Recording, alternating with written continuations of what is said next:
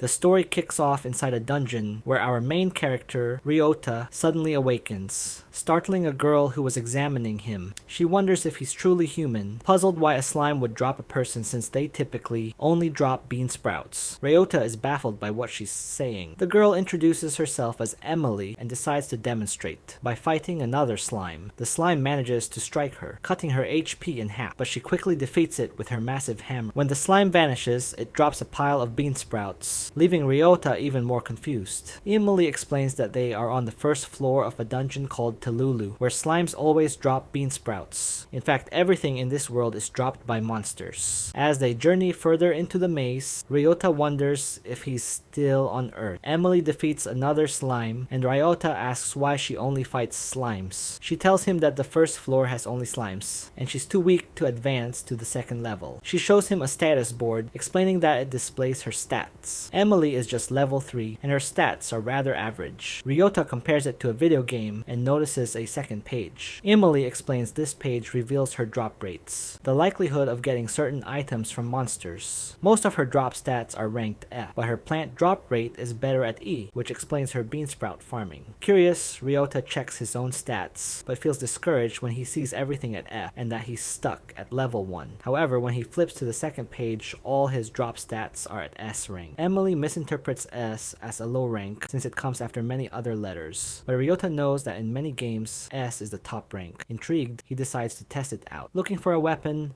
Ryota declines Emily's massive hammer because it's too heavy. Instead, she offers him a bamboo spear. When a slime attacks, Ryota struggles but eventually defeats it. The slime drops an enormous amount of beansprout, which shocks Emily since she's never seen such a huge drop before. This confirms Ryota's suspicions. Suddenly, Ryota's stomach growls, and Emily prepares a meal with some of the beansprouts they collected. Ryota finds the food delicious and devours it eagerly. She hands him a cup of soup, but he unexpectedly starts tearing up. Emily worries the soup might be bad, but Ryota reassures her it's good. He's just reminiscing about his past life. He recalls working hard while surviving on cold convenience store meal, eventually wearing himself out. The last thing he remembers is waking up in the dungeons. Emily embraces him warmly, saying that his hard work will eventually pay off. Ryota thanks her and decides he should find a place to stay. Emily tells him about a nearby town where he can find lodging. Ryota learns Emily sleeps in the dungeon because she can't afford a home, but she lets him keep the bamboo spear as he heads to town. In town, Ryota discovers the currency is called pilo. He sells the bean sprouts for 200 pilos, but learns that an average meal costs around 500 pilos, and a night's lodging is 2,000 pilos. He continues hunting slimes, trading bean sprouts for money, and after 3 days, rents a small house for Emily. It's a bit rundown, but Ryota hands her the keys, telling her it's hers. The rent is 20,000 pilos a month, which panics Emily, but Ryota promises to cover it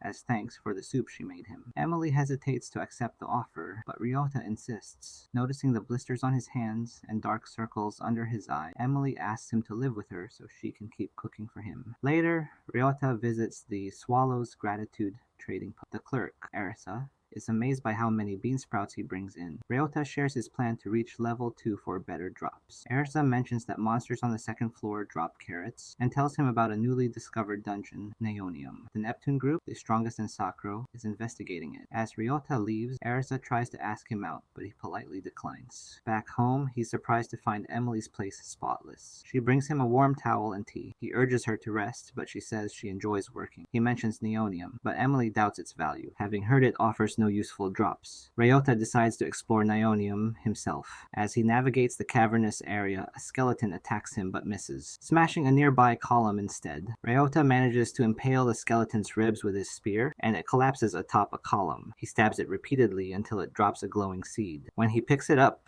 a voice informs him his max HP has increased. Checking their status boards, Ryota and Emily are shocked to see his HP has risen to S rank. Excited, Ryota sets out to defeat more skeletons and takes Emily with him. However, Emily's kills don't yield any seeds, and she can't pick up the seeds Ryota collects. She concludes that Neonium is a stat-boosting dungeon meant only for S-rank adventurers. During a meal, Ryota shares his plan to explore the second floor of Telulu. Emily warns him to be careful, and he promises to return by nightfall. On Telulu's second level, Ryota battles a slime. Thanks to his boosted HP, he takes barely any damage. After killing the slime, it drops a massive carrot. Another slime approaches, but before it can attack, a fireball kills it. It drops a smaller carrot. 3 men arrive to collect the carrot, mocking Ryota and scanning him with a device that reveals he's only level 1. They laugh and leave, irritating Ryota. Suddenly, a girl with bunny ears appears. She smacks Ryota on the head, complaining about low-level adventurers. When her attack causes no damage, she's confused and walks away. Back at home, Emily is amazed at the size of the carrots.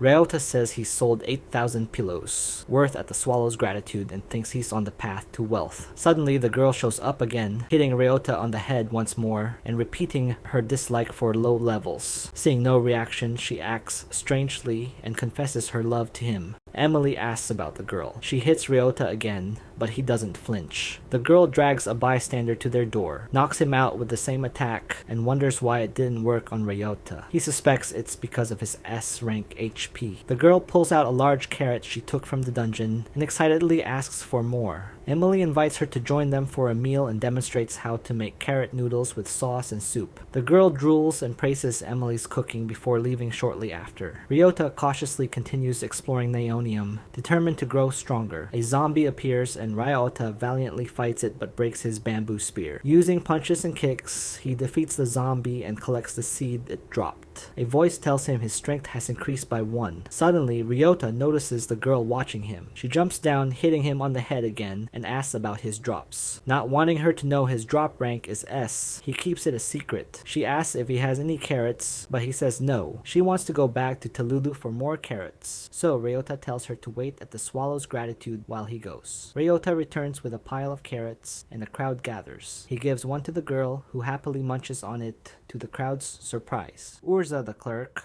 offers to buy all his carrots for double the usual price. She explains the girl is Eve Callis, a notorious adventurer whose signature weapon, Excalibur, can cut boulders in half. Eve is also a carrot expert, so carrots she approves fetch high prices. Urza offers 15,000 pilos per carrot. Ryota is shocked and tries to thank Eve, but she just demands more carrot. When he says he has none left, she tries to hit him again, but he stops her. He promises to bring more tomorrow, which annoys her, and she leaves. Back at Talulu's second level, Ryota and Emily survey their surroundings. Ryota spots 2 adventurers struggling with a slime. Their captain arrives, quickly kills it, and collects a carrot drop. He scolds his team for weakness, urging them to grow stronger. Ryota recalls a boss from his past life who worked him hard, claiming it was for his benefit. Emily arrives with lunch, and they begin to eat. Eve rushes over, excited to try Emily's cooking. Nearby, the adventurer captain criticizes the lazy group, claiming better drops require effort. Eve interrupts, feeding them carrot, and insists they are delicious without hard work. The captain prepares to fight her, but the old man stops him. At the swallow's gratitude, Ryota and friends discuss their inability to carry all their loot. Urza suggests buying a magical cart with monster detection. They visit a shop,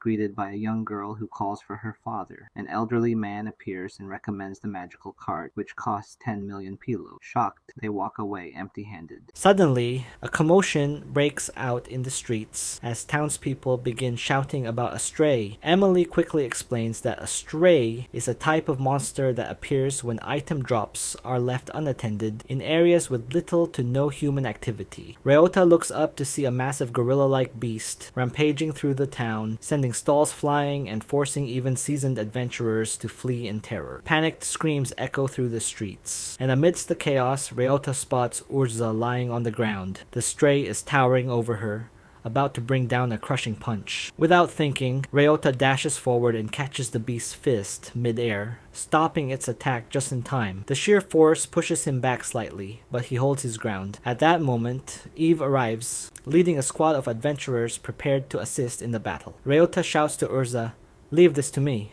As the stray roars and lifts a massive boulder to hurl at him, Emily leaps in from the side and smashes the boulder apart with a powerful swing of her hammer. The pieces scatter harmlessly across the ground. The adventurers coordinate their assault, targeting the stray's limbs to restrict its movement. Seizing the moment, Ryota charges in. With incredible speed, he launches himself forward and slams his head into the beast's skull. The impact staggers it, and Ryota follows up with a devastating final blow that brings the creature crashing to the ground. The crowd erupts into cheers, applauding Ryota for protecting the town. For the first time, he feels the warm glow of being truly appreciated by others. Just then, a familiar chime rings out, the sound of an item drop. Curious, Ryota and his friends turn toward the source of the sound to see what the defeated stray has left behind. Not a cord this time, but a sleek, futuristic pistol. Ryota stares in disbelief. A gun? In this world? Emily is equally shocked. Weapons like that shouldn't exist outside of Neonium, the dungeon that generates modern and futuristic items. Ryota checks his status. His strength has ranked up to C rank, thanks to the seed drops. Armed with the pistol, he re-enters Neonium and fires at an incoming zombie. The first shot blows off its shoulder and the second finishes it. It works, he mutters, amazed. More zombies approach. Ryota dispatches them with ease, but quickly realizes the bullets are limited. He decides to use them sparingly. Later in Tululu, a slime lunges at Emily. Ryota reacts instantly, shooting it midair. She grins, thrilled to see him, and they sit down to have lunch. She admires the pistol, and Ryota explains his plan to explore the next level. Noticing Eve's absence, they assume she's busy and continue to the third level. Emily explains that the monsters here are called cocker slimes, and they drop pumpkins. Soon Ryota spots several crawling along the walls. Resembling cockroaches, they disgust him. With a crazed smile, Emily smashes one violently with her hammer. I'm going to kill them all, she says darkly. They collect a pumpkin drop. Unnerved by Emily's unsettling demeanor, Ryota suggests returning to gather more carrots instead. But along the way, they encounter another swarm of cocker slimes. Emily's revulsion spirals into mania. I've got this, Ryota calls out, drawing his gun and begging her not to lose control. He dispatches the swarm, and they face a new problem. The massive pumpkins from the drops are too large to carry easily. Before they can figure it out, a sudden burst sends Ryota and the pumpkins flying. Eve arrives, casually grabbing her carrots. Emily offers her a full backpack of them, and Ryota sighs in relief. They return to retrieve the rest of their haul, only to find half-eaten pumpkins. Ryota suspects animals, but Emily believes cocker slimes are the culprits. She smashes one of the ruined pumpkins. A swarm of slimes bursts out. Emily snaps again. Terrified of what she might become, Ryota pulls out his pistol and fires until his bullets run dry. Desperate, he smashes the remaining slimes with his bare hands. Once they're all dead, Emily apologizes. Suddenly they hear several chimes. The slimes have dropped more bullets. Back at the Swallow's Gratitude, Urza explains that strays appear when item drops are left unattended outside a dungeon. Ryota has an idea. He might be able to intentionally spawn strays to harvest bullets. He tries an experiment, leading a carrot outside the dungeon, but Eve appears and eats it before anything spawns. Trying again, he succeeds. A slime appears and he quickly kills it. It drops more bullets. Encouraged, he tries the same with Ionium's seed drops, but no matter what he does, they vanish in his hands. Disappointed, Ryota heads back, only to be attacked by a skeleton. He wrestles with it and kicks it out of the dungeon entrance, wondering if it will become a stray. Sorry, but it simply vanishes. Urza later explains that monsters disappear if they leave the dungeon and cannot move between floors. She tries to compliment Ryota, blushing, but he cuts her off and rushes away again. Back in Neonium, Ryota tests another idea. When a skeleton approaches, he knocks it outside and shoots it before it can vanish. A voice echoes in his mind. You have acquired freezing bullet. He tests it on a tree. The bark crystallizes in a block of ice. At Telulu, he demonstrates the new bullet on a slime, freezing it so Emily can shatter it. She's impressed, but Ryota explains that the bullet is rare and can't be wasted. On a trail alongside a mountain,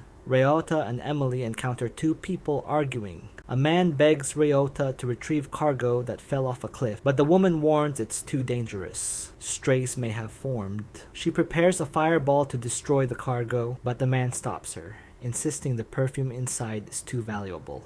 As the argument escalates, the man suddenly lashes out and strikes the wall, leaving a dent. Ryota and Emily are stunned. The woman calmly explains. He's been possessed. A monster called a Femini uses humans as hosts to reproduce. Ryota fires at the monster, freeing the man. He collapses. The woman urges them to run.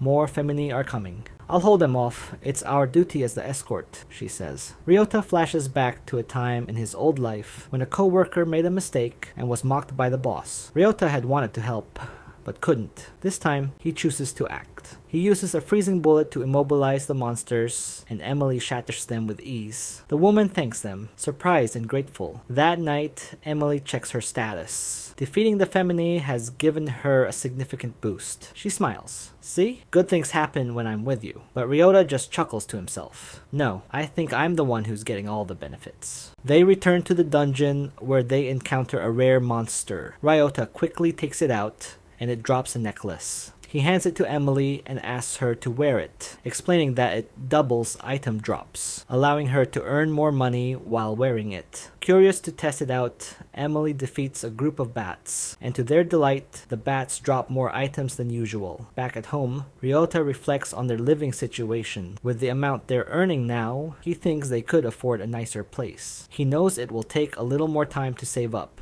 but Emily reassures him not to overwork himself. At the Swallow's Gratitude, Ryota attempts to sell bamboo shoots, but Urza tells him that they're difficult to appraise. Just then, a girl approaches and asks Ryota if she can try one. He agrees, and she immediately slices it up and samples it raw. To everyone's surprise, she declares that it tastes amazing, even without cooking, and insists on buying all of them. She offers him money as a token of gratitude, saying she can't name a fixed price. To Ryota's astonishment, she pays 20,000 pilos for the batch, an incredibly high price for bamboo shoots. He's a bit bewildered by the transaction until Urza informs him that the girl is an epicure named Erix. Any food she favors instantly skyrockets in value. Erix then offers Ryota an exclusive contract. She wants to brand and distribute his bamboo shoots, expecting them to become a culinary sensation in Selen. Urza sweetens the deal by offering Ryota a bonus in addition to the purchase price. Pleased with the partnership,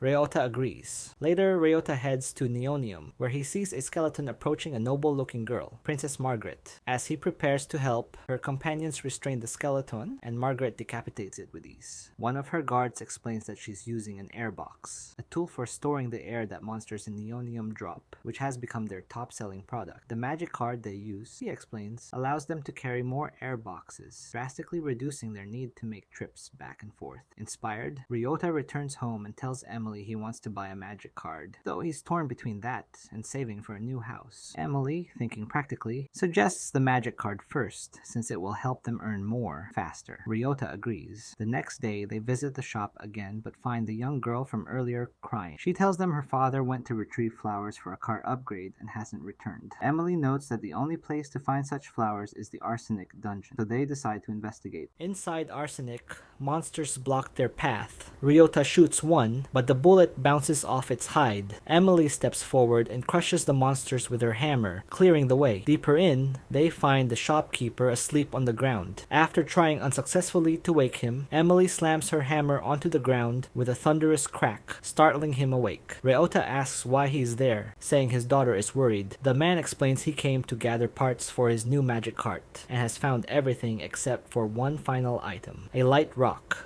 which floats and is nearly impossible to catch alone. He points to one drifting in the air. Ryota tells him they can do it together. He hoists Emily up despite struggling under the weight of her hammer, and she swings, shattering the rock. From its remains, a glowing blue rose falls to the ground, the exact part the shopkeeper needs. Outside, the man places the rose down, waiting for it to turn into a stray, but Emily warns that once it ascends, it'll be out of reach. The rose transforms into a light rock and begins to float away, but Ryota fires a freezing bullet, stopping it mid-air. It drops to the ground, and the shopkeeper secures it. Back at the shop, the man completes the magic cart and insists Ryota take it as a gift. Ryota tries to decline such a generous reward, but the shopkeeper reminds him he saved the town from a rampaging gorilla and deserves something in return. Grateful, Ryota accepts. They use the new cart to haul more bamboo shoots, but it soon reaches full capacity. Ryota takes the load to Urza, where he finds her arguing with a man. The man demands 10,000 pilos for his goods, but Urza says she can't offer more than 8,400. The man raises a hand to strike her, but Ryota intervenes, freezing his arm and warning him to stop.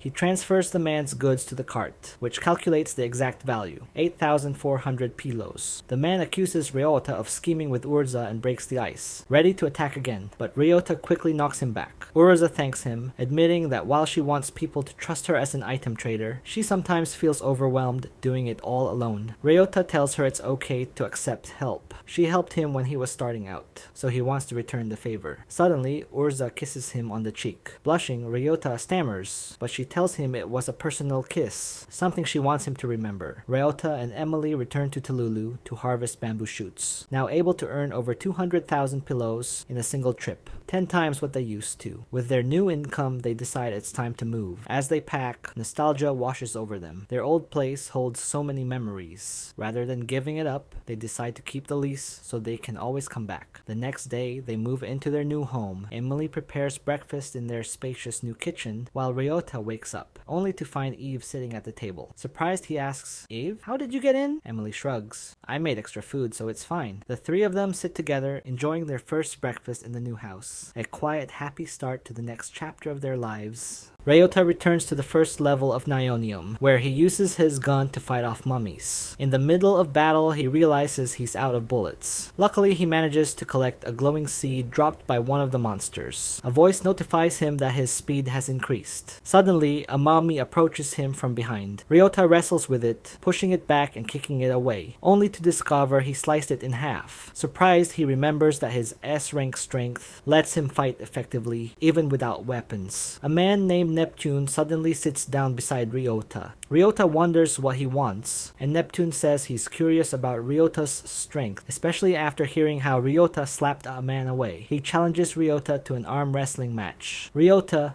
annoyed by Neptune's confidence, accepts. The match begins and Ryota quickly realizes Neptune is strong. He struggles but eventually wins, surprising everyone. Ryota recalls Erza once told him about Neptune. He's the leader of the most powerful organization in Saka. Neptune demands a rematch, but Ryota refuses, saying they've already made a scene. Suddenly, Neptune stands and throws a punch, but Ryota instantly counters, blasting him away. Neptune gets up, smiling, saying he likes Ryota and wants him to join his family. Ryota declines. Ryota tells Emily he's not interested in joining any groups. He's happy with the life he has with her. Emily is amazed Neptune scouted him and calls Ryota a hero for all the people he's helped. Back in Nionium, Ryota meets Margaret's companion, who introduces their company's new product, Pandora's Box, a device that automatically stores dropped items and displays the face of the finder. The man gives Ryota a few boxes and asks him to inform others. Ryota is hesitant, but later comes up with a clever use for them. Outside the dungeon, he uses the box to store monster seeds, then leaves them on the ground, causing stray skeletons to appear. He takes them out easily, collecting freezing bullets. As Emily is about to enter the dungeon using their magic card, she finds Ryota repeating the same process with other monster drops. This time, a mummy and a zombie appear. He disposes of them quickly and collects 2 special bullets. He picks up a red bullet. A voice announces it's a fire bullet. Then he grabs a white one, instantly recognizing its value. Ryota decides to repeat the process to collect more special bullets. Just as he's about to open the last box, he suddenly feels a powerful chill. Emily appears, warning him of a magic storm. They return to Ersa, who explains that a magic storm is a rare, natural phenomenon that temporarily disables all magic. Its effects can even reach into dungeons, so magic-based adventurers must take the day off. At that moment, a man named Reyes rushes in, begging for help. His partner Rosa is still trapped in Silicon Dungeon, which is intended for magic users only. He pleads for aid, but no one steps up. Ryota wonders why, until Neptune shows up, explaining that the monsters in Silicon are immune to non-magical attacks. There's nothing he can do. Still, Ryota approaches Reyes and volunteers to search for Rosa, who is trapped on level 3 of the dungeon. Ryota runs through the dungeon, using his special bullets to defeat enemies. Meanwhile, Emily returns to Ersa's shop and sees Ryota's cart. A girl named Ina informs her of the situation, and Eve overhears. Down in the dungeon, Ryota reaches level 3 and finds Rosa unconscious. Just then, a monster attacks, but Ryota realizes he's out of special bullets. Emily and Eve rush toward Ryota. Emily says they have no choice. Ryota reminds her of her mother. In a flashback, a young Emily watches her mother save adventurers by defeating a monster. Her mother scolds the others gently, reminding them to be careful. One day, when a stray dragon appears, Emily's mother chooses to fight it alone. She defeats the beast but collapses. Emily cries, but her mother reassures her, smiling as she asks to be taken to the others, so her items don't turn into strays. She warns Emily not to be reckless, then passes away. In the present, Emily believes Ryota is a hero just like her mother, and now it's her turn to help him. Ryota continues to run, trying to shoot the monsters with regular bullets, but they are ineffective. Emily and Eve arrive, being chased by stray zombies. They give Ryota an empty box and take Rosa off his hands,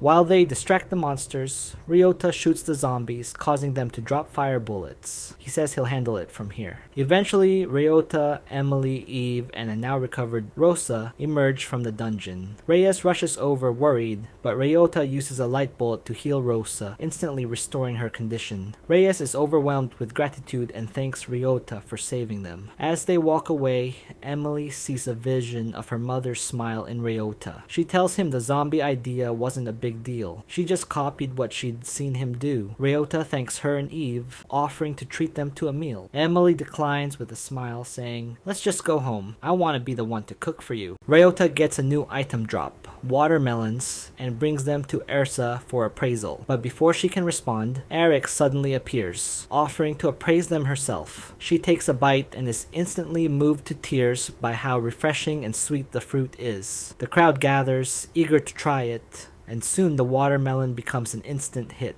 Seeing its popularity, Ersa quickly offers Ryota an exclusive contract. He's surprised by how well it's received, but happy to have found another reliable source of income. Ersa notes that watermelons drop on level 5 of Tululu and asks Ryota if he's obtained his exploration license, explaining that a license is required when adventuring beyond level 5 in any dungeon. There's a new license required for every 5 floors, and without one, merchants won't legally be able to buy his items from deeper levels. Ryota heads to the guild office to apply. The examiner asks about his achievements, and Ryota mentions he regularly farms watermelons on level 5 of Tululu. The examiner isn't impressed and presents a challenge. If Ryota can defeat a melon from level 6, which is about to turn into a stray, he'll get his license. The melon transforms into a metal slime, a monster immune to blade attacks. Emily notes its resistance, but Ryota decides to rely on his S-rank strength. He manages to knock it back,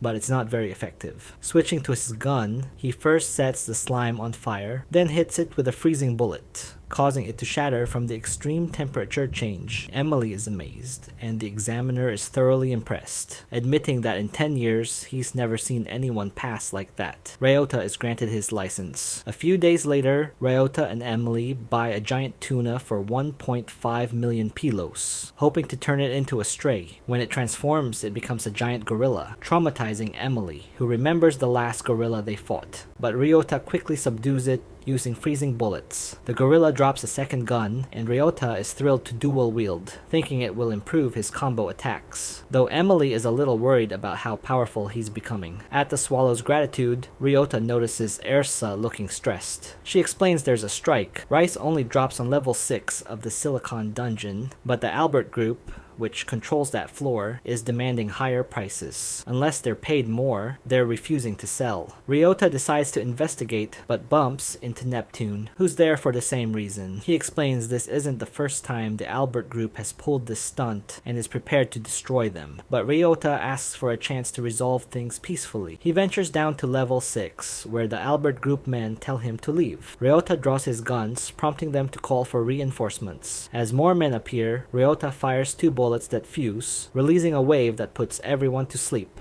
Neptune, surprised, asks what he did. Ryota explains that combining 2 healing bullets produces a sleep effect. Afterward, Ryota begins experimenting with his new dual-wield style, discovering countless combinations and bullet effects. Neptune is impressed, and together they haul the unconscious man out of the dungeon. Ryota's actions get noticed, and he's summoned by Clint, the dungeon chief of Saka. Clint explains that a new dungeon has appeared halfway between Saka and the neighboring city of Heathrow. This new dungeon drops both meat and vegetables, and both cities want to claim it. Ownership is usually based on drop type percentages, but since it's 50-50, the decision will now depend on who can collect more rare drops. Clint has heard of Ryota's incredible drop rate and asks for his help, offering a reward even if they lose, and a tax exemption if they win. Ryota explains the situation to Emily, who's impressed by the opportunity. She's hesitant to come along, unsure of how useful she'll be, but but Ryota insists. As they travel to the new dungeon, Ryota notes how barren the wilderness is. Emily explains that everything here tends to turn into strays. She draws a bean sprout in the dirt as a symbol of encouragement for weary travelers. Ryota joins her, drawing one of his own. That night, Emily sets up camp, much to Ryota's amazement. Despite carrying a huge tent and everything needed for a luxurious dinner, she says she simply packed it all in her backpack, though it was heavy. She makes an elaborate meal and even prepares dessert, saying it's their first trip together, so she wanted it to be special. When cleaning up, Emily insists on burning their trash, warning that strays formed from trash are particularly powerful and differ from their original form. Curious, Ryota places the trash outside and waits. It turns into a Frankenstein-like monster, and he tries setting it on fire. Emily says it's not enough, so Ryota combines 2 fire bullets, creating a massive inferno and taking the creature down. The next day, they leave out a carrot, which turns into a slime. Ryota shoots it, but the slime dodges, until the bullet redirects and hits its target. It's a homing bullet, and Ryota is thrilled. Emily, however, grows more concerned about his increasing power. They finally arrive at the new dungeon celling and find a bustling camp of people from both cities. They notice massive piles of trash being incinerated by a girl using inferno magic. Emily is impressed, but another pile forms just as quickly,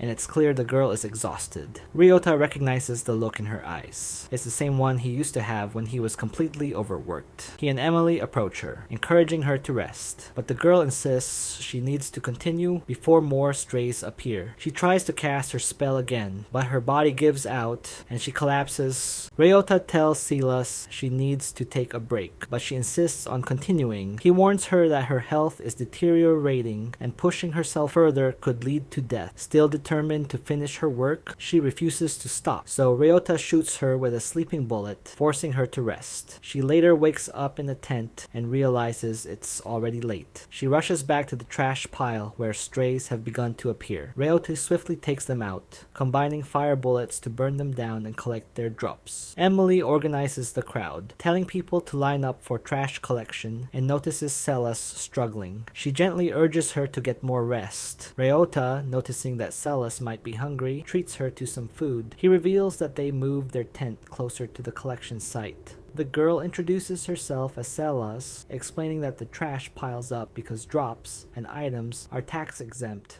until ownership is assigned. Ryota offers to help her, and Celas thanks them, saying it's the only job she's capable of doing before falling asleep. The next day, Celas burns the entire trash pile at once. Ryota notices that her magic is stronger than before. She explains that her powers recovered because they let her rest. Emily warns her not to overwork herself, offering to let her stay in their tent until the event ends. Though hesitant, Silas accepts. Later, Emily walks with Ryota toward the Sacro headquarters. Along the way, they pass a merchant selling jewelry. The most expensive ring costs 1 million pilos. Emily admires it, but they can't afford it. At headquarters, Ryota meets the man in charge, who introduces himself as Duke. He shows Ryota a sketch of Selen, a dungeon with 10 levels, odd-numbered floors drop plant, and even-numbered floors drop meat. Duke explains that Sacro and Heathrow have a competition. The side with the most rare drops on their respective floors wins. Sacro must collect rare drops on odd-numbered floors. Ryota agrees to help. Duke adds that when rare monsters are found, adventurers must capture them, so Ryota can deliver the final blow, an efficient method for acquiring rare drops. They find a rare monster, and Duke orders Ryota to finish it off. However, adventurers from Heathrow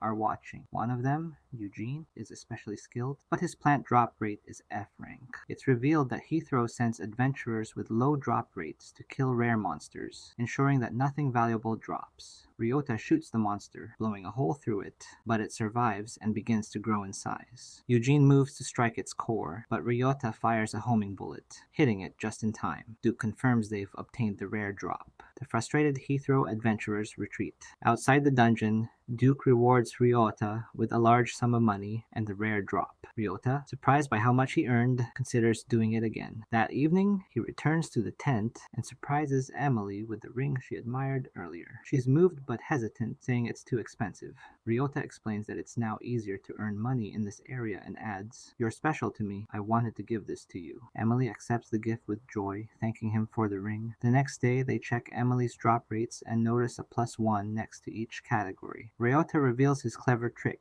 He left the ring on the ground, allowing it to turn into a stray. After defeating it, it dropped the same ring, but with an effect attached. They head to the dungeon, and Emily defeats a monster that drops a chicken breast. She's overjoyed. It's the first time she's ever gotten a meat drop, since her animal drop rate was always F rank.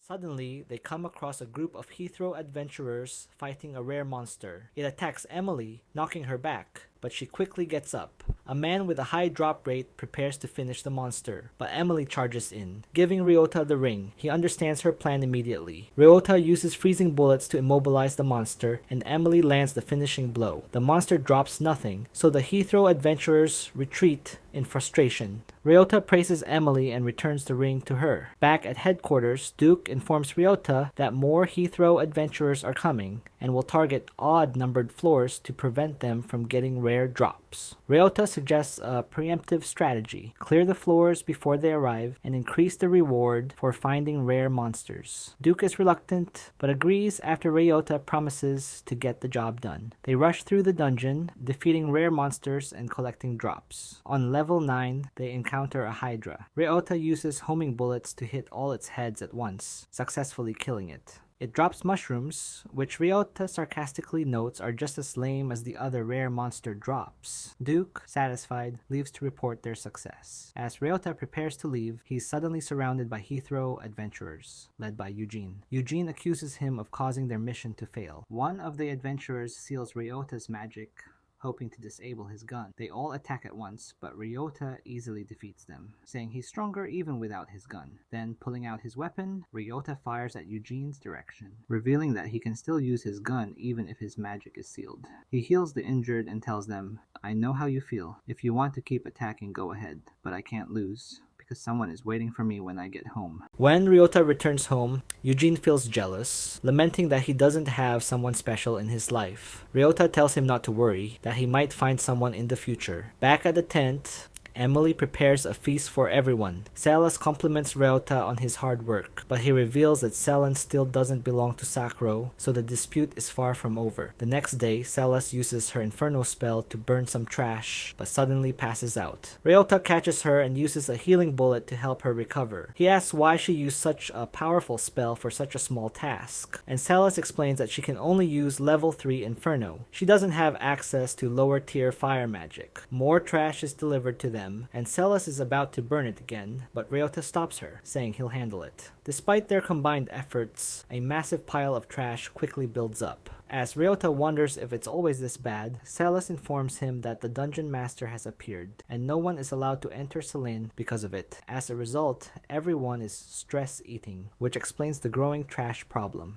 Celas is exhausted, so Ryota tells her to take a break. He'll handle the rest. Emily takes her back to the camp, and Ryota does his best, but the next day, the trash pile is still enormous. Determined to help, Ryota decides to visit headquarters, hoping to bring back some good news that might cheer Celas up. At Sakro headquarters, Ryota sees Neptune and his companions. Duke informs him that Neptune's group is supposed to defeat the dungeon master. Ryota urges them to act immediately, but Duke explains they must form a joint force with Heathrow to proceed. However, Heathrow refuses to cooperate, knowing the dungeon master can alter the dungeon drops. This benefits them, especially since Sakro is close to victory. Ryota volunteers to take on the dungeon master himself, but Duke refuses, citing the rule that only 3 high-ranking adventurers may enter the dungeon. Ryota turns to Neptune, but he declines, explaining that he's under a contract with Secret and can't act independently. Ryota asks other adventurers for help, but none of them agree, since they're only interested in profiting from drops while avoiding taxes. Ryota returns to the tent, where he finds Emily geared up for battle, saying she's going to fight alongside him. Celas also wants to join, mentioning that someone has volunteered to handle the trash while she's gone. Just then, Eugene runs up, and Celas explains that he agreed to handle the trash. Ryota wonders if Eugene can do it alone, but Eugene reveals that he's not alone. He has a group of adventurers helping him. Ryota reminds everyone that only 3 high-ranking adventurers are allowed to enter the dungeon. Celis shows her stats. 2 of them are rank A, though her drop rates are terrible. It still qualifies her. They enter Selen, which is eerily empty. Celis explains that monsters flee when the dungeon master appears, which explains the lack of drops. Suddenly, the ceiling bursts open and the dungeon master appears. It's a dark horse, which Celis identifies as a bicorn. Emily strikes, but the bicorn's barrier repels her, knocking her back. Ryota tries to shoot it, but the barrier blocks his attacks. The bicorn charges, but Celis counters with an inferno spell, forcing it to stop. Ryota shoots and destroys the barrier. Emily lands a blow, but the barrier regenerates, and Ryota realizes they need to keep using the same combo strategy. At headquarters, Duke learns that Ryota entered the dungeon. Neptune isn't surprised, but Duke is concerned. The bicorn is a major threat. Meanwhile, the battle continues. Ryota comments on how resilient the bicorn is. It's still standing after everything they've thrown at it. Suddenly, a magical sigil appears around the bicorn. Ryota realizes they must stop it, so Emily charges in, but the sigil saps her strength. The effect spreads to Ryota and Celis as well, dropping most of their stats by 2 ranks. Despite this, Emily strikes the bicorn, but is blown away. She quickly recovers. They check on Celis and realize her energy is completely drained. Ryota says he'll face the bicorn alone. Celis, feeling like a burden, tries to protest, but Ryota reassures her. "You've helped us so much. Please rest. You've earned it." These words deeply move Celis. She remembers how others always pressured her to perform, even when she was struggling. But Ryota is different. His kindness brings her a rare moment of joy. As Ryota continues the fight, Celis pushes herself beyond her limit, casting another inferno spell that destroys the bicorn's barrier again. Emily tosses her hammer to Ryota, and he leaps in, smashing the bicorn's horns, finally defeating the monster. They check on Celis and thank her. She's thrilled she could contribute. Ryota offers her the bicorn's drop, but she refuses, saying it's too valuable. However, Ryota and Emily insist. She deserves it. She accepts it, and they learn the item allows her to cast level 1 magic without limitations. At headquarters, Duke is stunned to hear they've defeated the dungeon master and rushes out to spread the news. Neptune's companions approach Ryota and congratulate him. Ryota asks where Neptune is, but they go silent. We then see Neptune confronting the leader of the Heathrow adventurers, blaming him for preventing Neptune from joining Ryota. Back at camp, Celis uses her new magic item to burn trash effortlessly. With the dungeon master defeated, Selen now belongs to Sacro, and the long-standing dispute is finally over. Ryota tells Celis that they'll return to Sacro tomorrow and asks her to come with them. He wants her to be a permanent part of the party. Celis happily agrees, and Emily warmly welcomes her into their growing family, excited for the next adventure that awaits. Meanwhile, we see Eve eating carrots, but she doesn't like how they taste. She wishes Ryota would return soon, so she can eat his carrots again. Ryota and his party arrive back in Sacro, and everyone stares at Celis, captivated by her beauty. They run into Orza, who's surprised to see Celis and asks who she is. Ryota explains that Celis is the newest member of his party. Orza tells him to drop by her shop when he has time. She wants to ask a favor regarding the Harvest Festival. Then she dashes off, leaving the 3 of them wondering what the festival is all about. Celis and Emily start gathering information, and soon they learn that the goods collected in the dungeon are put on display during the event. These items then transform into strays in an arena, where adventurers battle them. Celis wonders what they're doing in that area, so Ryota shows her a box. He explains that while they were gathering information in Ionium, he collected seeds that helped him max out his speed stat. The box contains some of those seeds. Suddenly, strays appear, and Ryota charges at them. Celis looks worried, but Emily assures her everything will be fine. The strays drop a new type of bullet, and Ryota wonders what it does. Suddenly, explosions erupt around town as a massive stray appears. Emily charges at it while Celis uses her Inferno spell, creating a pillar of fire, but the stray survives and attacks Emily. Ryota steps in, shoving the creature away and launching it into the air. He fires the new bullets, which bind the monster's movements. As it falls, Ryota finishes it with an erasing bullet, and the stray drops a pouch that automatically gathers loot. Emily's hammer breaks, and when she tries to fix it, she ends up snapping the handle completely. The next day, they visit the weapons dealer, Smith, who offers to make Emily a new hammer if she helps promote his shop. Emily agrees, and Smith begins crafting the weapon. Meanwhile, Ryota returns to Neonium, where he runs into Margaret's group. Her companion tells him their airbox business is struggling, so Ryota suggests they sell their raindrops instead. When monsters begin to overwhelm them, Ryota steps in and takes them out. Grateful, Margaret gives him a ring as a reward. Back in town, Emily tests out her new hammer handle when Eve suddenly shows up, asking where Ryota is. Emily tells her he's in the dungeon. At that moment, we see Ryota at the Swallow's Gratitude, wondering what Urza wanted from him. She asks him to collect rare drops, offering to pay him for them. Ryota agrees, and she hands him a list of the items she wants. He learns that money is being dropped in one of the dungeons, so he gathers some and leaves it outside, waiting for it to turn into a stray. It transforms into a bird which begins flying away, dodging his shots. But Ryota switches to homing bullets, takes it down, and it drops a potion that boosts plant drop rates by 3 ranks temporarily. Right then, Eve runs up and clings to him, asking for his carrots. Ryota gives her some and suggests she share them with her party, but she reveals that she left her party. None of the other adventurers shared her obsession with carrots. In a flashback, we see a younger Eve with her party. While they eat meat, Eve complains about vegetables,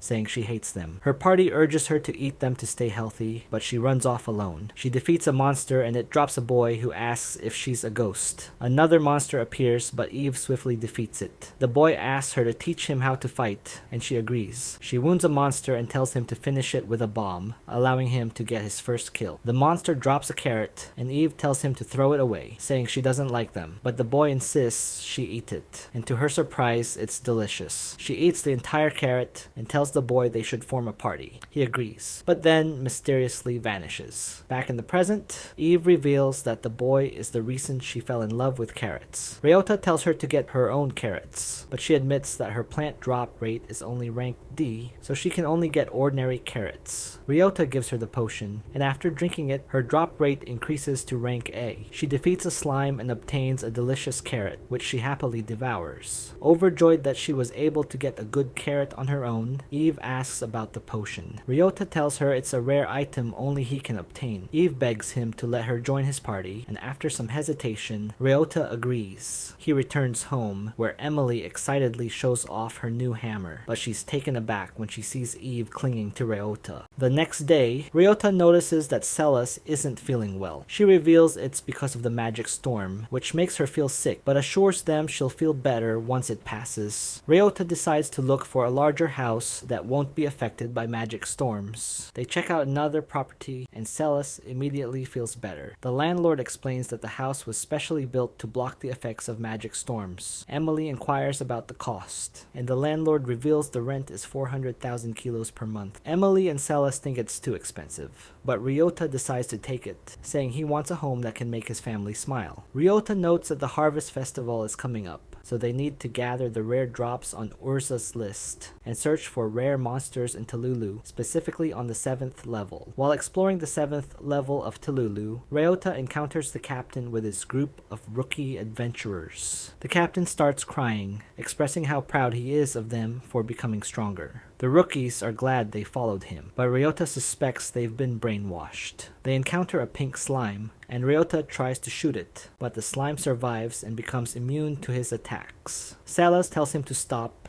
explaining that once the slime is close to death, it becomes invincible to the last attacker's damage. She uses a fire spell to finish it off and advises Ryota to let them handle the fight while he focuses on landing the final blow. Another slime appears. Emily attacks and Ryota finishes it off, causing it to drop a mountain of onions. Ryota realizes that teamwork is the key to dealing with these slimes efficiently. They begin talking about what to eat for dinner when Ryota is suddenly hit and knocked back. He quickly notices this isn't a regular slime, it's a rare monster. Celis explains that this slime reflects damage when it's near death, so they have to be cautious and wear it down gradually. Eve volunteers to handle it, saying she's fought one before. She attacks the monster, and Ryota supports her with gunfire, allowing them to defeat it. It drops a jewel, and Celis identifies it as an item that reflects damage when equipped. Ryota decides to sell it to Urza, who instantly recognizes it as a rare drop called the Salon Tier. She pays him 3 million pilos for it. Later, Ryota travels to Nionium, where he defeats a red skeleton, earning a new seed that boosts his energy stat, useful for casting magic. He starts to wonder how he can learn magic himself. He purchases an item worth 3 million pilos, a magic fruit. Celis Salas explains that most people learn magic by leveling up, but since Ryota is stuck at level 1, this fruit might help. When consumed, it lets the user learn a random magic spell. However, instead of eating it immediately, Ryota leaves it on the ground, waiting for it to transform into a stray. It eventually becomes a metal ball and starts taking Ryota's form. He struggles against the creature, which possesses 80% of his stats. Ryota throws it and shoots, blowing a hole through it. It drops another magic fruit. Salas comments that it's the same item, but Ryota insists it's different, and he eats it.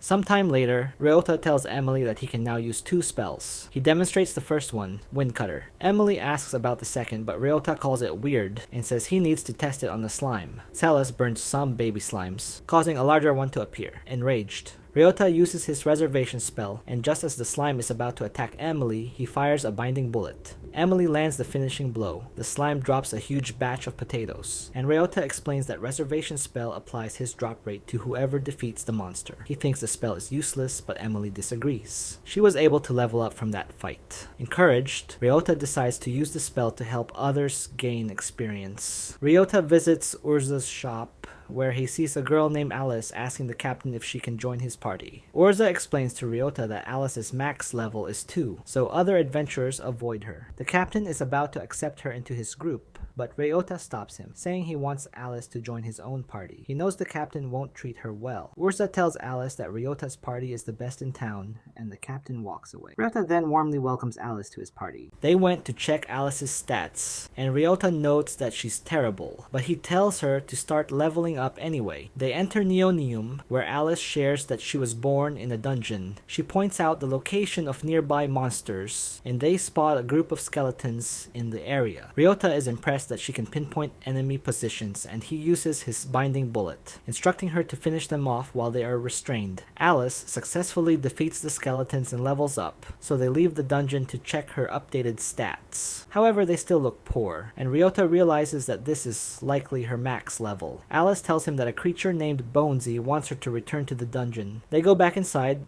where she points to a skeleton, saying that it wants her to defeat it. She succeeds, and the skeleton shrinks in size. She then explains to Ryota that Bonesy will now be fighting with them. They move on to Talulu, where Alice says that a monster named Jiggly is calling her. Bonesy transforms into a human-sized skeleton and fights Jiggly, ultimately securing the victory. After being defeated, Jiggly transforms into a tiny slime, becoming her second pet. They return home, and Ryota introduces Alice to everyone. The group warmly welcomes her into the family. It's time for the Harvest Festival, and we see Ryota and Emily checking out the stalls. He buys a bell for her, and she attaches it to her new hammer so that she can bring it with her wherever she goes. Alice takes them to a strange stall that is selling boxes. The shopkeeper tells them about a monster that gives plenty of experience when defeated. He reveals that the boxes will spawn that monster, so they can use it to help level up. Ryota decides to try it out. They place it on the ground, and it transforms into a mouse. He uses his binding bullet to restrict its movement, then casts the reservation spell. Emily crushes it to death, and it drops a strengthening bullet. Ryota tries it out, causing a sigil to appear, but nothing happens. He starts to think the bullet is broken, but when Lee fires a regular bullet, it's far stronger than normal. Ryota concludes that the strengthening bullet enhances the power of his next shot. They return to town, where people are in a panic. A stray has appeared and is about to attack a girl. The party tries to take it down, but with every attack, the stray grows in size. Ryota realizes the monster is absorbing their attacks. At that moment, Neptune joins them. His companions cast a spell that gives him a pair of wings, allowing him to fly. Ryota binds the creature, and Neptune launches a powerful energy beam that defeats the monster in a single hit. The girl approaches Ryota, thanking him for saving the town, and says she wants to be an adventurer when she grows up. Ryota encourages her to work hard. Even Seals returns from the dungeon, and Ryota introduces his party to Neptune. Neptune tries to convince him to join his group, but Ryota declines. As they continue enjoying the festival, Alice points them toward a location where she senses monsters. Seals thinks it must be the arena, where fighters team up to battle strays and compete for a prize. Ryota decides to participate and picks Seals as his partner since she knows a lot about the monsters in the arena. The crowd cheers as they fight a slime. Seals uses her Inferno spell, and Ryota finishes it off. He compliments her performance, saying she's an important party member. This makes her happy. That evening, Seals shows them the rare item they won at the arena, a fireworks set. They all enjoy playing with it. But after consuming the item, Alice suddenly spaces out and starts walking away, saying someone is calling her. Ryota stops her, and she regains consciousness. He asks where the voice is coming from. Alice points toward Nionium, and Ryota says they'll investigate it tomorrow, it's already late. The next day, Ryota meets with Clint, who tells him that monsters aren't dropping anything in the dungeons. He's never seen this happen before and is worried about how long it will last. Clint asks Ryota to investigate. Ryota returns to tell Lulu with his party. They hear a pair of adventurers complaining about the situation. Eve orders Ryota to kill a slime because she wants a carrot. Ryota thinks it won't drop anything, but he shoots it anyway, and to his surprise, it drops a carrot. They start to wonder why nothing is dropping for other adventurers. Ryota recalls that someone from Nionium was calling Alice. Nionium is a dungeon where monsters don't drop anything for other adventurers. He forms a theory and rushes off. On the 4th level, he encounters a mysterious girl. He suspects she's the reason the monsters aren't dropping anything, the dungeon master. He shoots her, but the bullet passes through. She kicks him away. His attacks don't work on her, even his fusion bullets have no effect. Just as he begins to lose hope, he notices that one of his homing bullets managed to hit her. As she digs out the bullet, Ryota realizes that her body becomes physical only when she attacks, allowing the homing bullets to hit. He loads more homing bullets and fires. The bullets pass through at first, but when she attacks, they connect. One even destroys her hand. He runs out of homing bullets, but she's weakened enough. He headbutts her, knocking them both back, then gets up and finishes her off. Ryota passes out. When he wakes up, Emily is calling him. She tells him that the drops have returned, he saved everyone, but she wishes he wouldn't push himself so hard, not wanting to see him get hurt. As they're about to leave, Ryota notices a ring the dungeon master dropped. Outside the dungeon, Emily wants to tell everyone Ryota saved the day, but he prefers to avoid attention. The rest of the party arrives, scolding him for being reckless. Ryota agrees not to go solo again. The next day, Ryota returns to Nionium to test the ring. A group of skeletons appears, he defeats them easily, and the ring creates crystals from their bodies. He runs into Margaret's group, who say his idea of selling rings won't work, they only drop from dragons, and Margaret isn't strong enough to defeat them. They check Margaret's stats, level 94, but all her stats are at F. Ryota feels bad, so he gives her a crystal. It allows her to level up, and her stats rank up. Shocked, Margaret sees more improvement after getting additional crystals, she levels up to 96, with her stats continuing to rise. Ryota thinks she's a late bloomer, and her hard work is finally paying off. Margaret is overjoyed and wants to repay him, but he runs off instead. He buys all the carrots and bean sprouts in town and plans to level up his party. He explains how the ring works, but Eve refuses to let him destroy the carrots. Ryota promises to get her better ones, and she agrees. The mountain of vegetables turns into strays. Ryota defeats the monsters while the girls gather the XP crystals. At the end of the day, they check their stats, everyone is at max level. Seals is overjoyed to see she finally has a drop stat better than F and thanks Ryota. Emily notes it's sad that Ryota can't gain experience himself despite working so hard, but Ryota says his experiences in this world are more valuable. Now that everyone is maxed out, Ryota says it's time for their family to move to the next stage. The next day, the group walks through town, they become quite famous. They get dungeon licenses for Emily and Seals, who both pass the tests easily. Alice wonders what they should do next. Ryota suggests splitting up to find the best way to use their talents.